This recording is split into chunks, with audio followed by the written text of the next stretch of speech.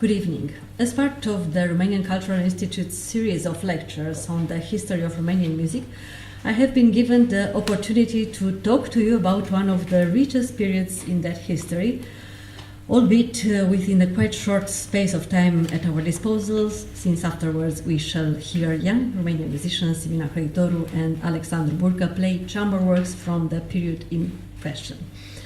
I shall therefore focus on a few essential points in the hope that in this way we shall form an idea of what this period has meant for Romanian music.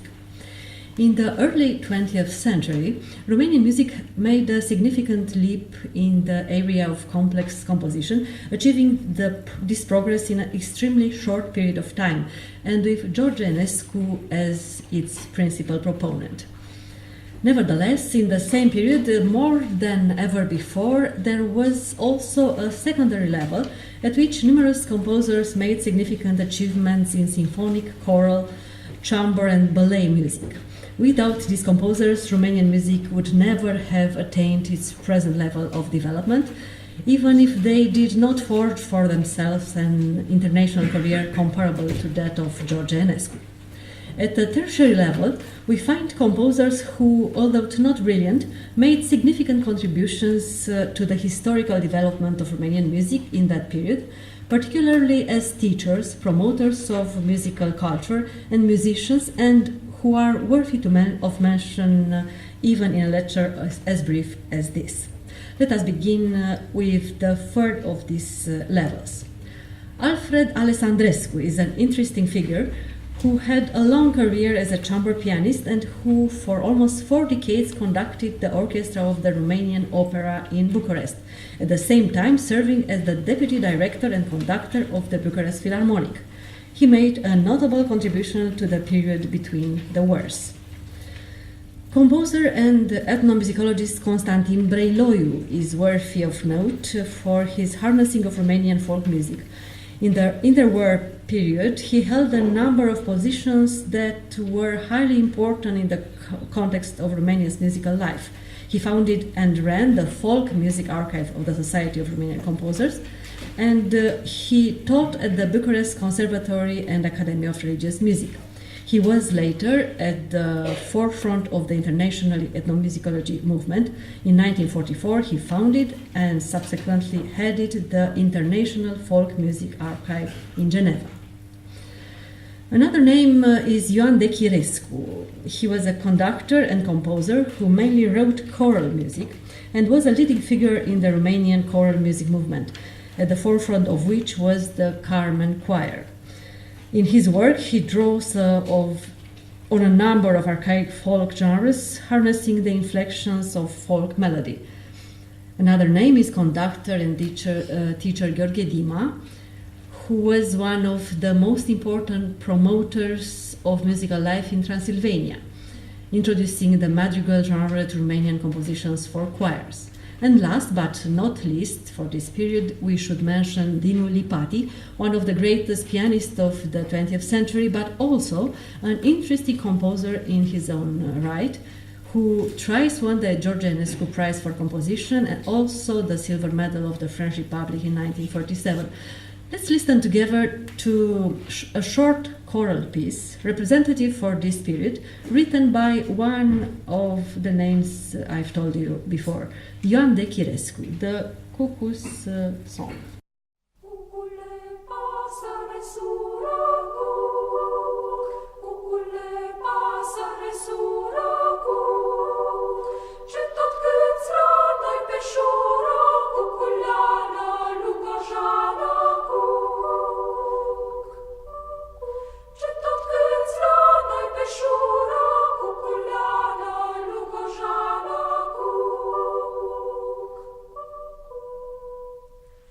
Orți foame, orți sete,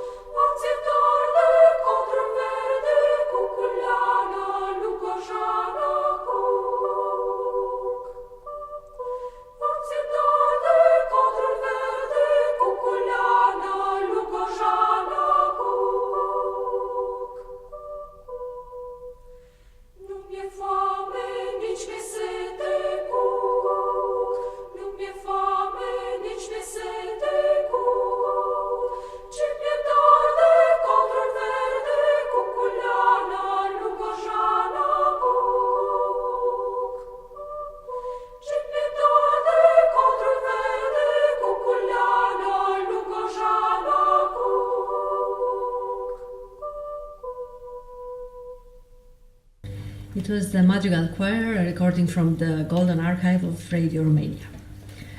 At the secondary level I talked about earlier, in the period from 1918 to 1940, there are three names who stand out for their major achievements in orchestral, operatic and ballet music: Mihail Jora, Teodor Rogalski and Paul Constantinescu. It should also be noted, however, that after the war they remained in Romania and continued to compose. Composer, conductor and pianist Mihail Jora has gone down in the history of Romanian culture as the first musical director of Romanian radio broadcasting, a post he held from 1928 to 1943. He was a teacher and rector at the conservatory. In 1920, he was one of the founding members of the Society of Romanian Composers, serving as the institution's vice president from 1940 to 1948. Above all else, Mihail Jora's name is linked to the founding of the Romanian Ballet.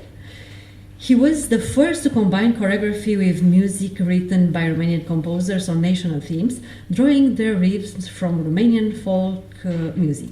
His interest in the creation of a specifically national ballet steps came to fruition in his choreographic tableau at the market and the ballet Demoiselle Mariuța. He also wrote lieder, chamber music, and vocal and symphonic music, but his masterpieces are his works for orchestra, in particular Moldavian Landscapes, written in 1924. This essential work blazed a trail for composition in the folk style that did not rely on quotation and whose orchestral clarity makes them similar to Impressionist works, but which succeed in adapting harmony to the Romanian melodies. But to return to a different aspect of his career, on 30th of November 1928, just a month after the inauguration of Romania's national radio station, Mihail Jora founded and conducted Romania's first season of symphonic concerts to be broadcast live on radio. We listen now a short fragment from Moldavian Landscapes by Mihail Jora, a recording from the Golden Archive of Radio Romania.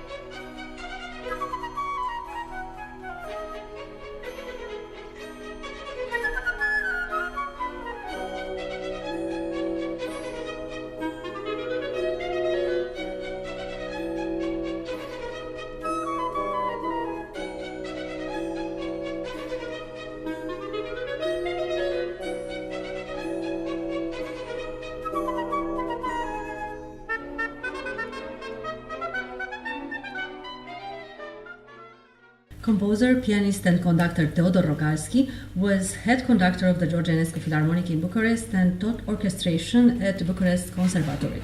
He toured abroad as a conductor a lot of times, as well as frequently performing in concerts as a pianist. He transcribed and adapted folk music.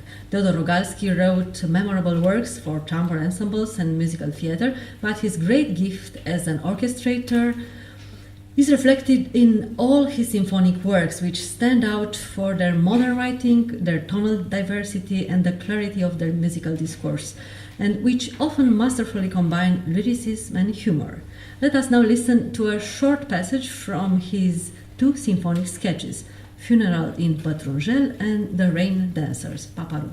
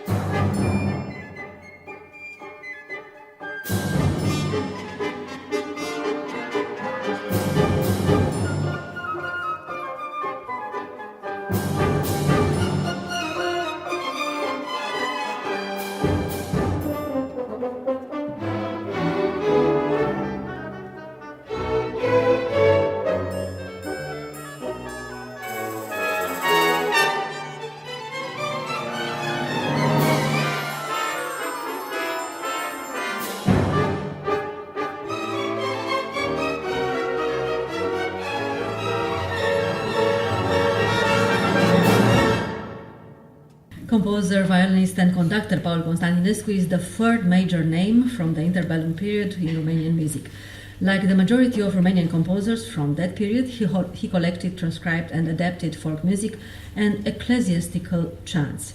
His rich musical work, strongly rooted in Romanian folk melody and old Byzantine chants, which he integrated to his own style to create a remarkable amalgam, includes pieces in almost every genre.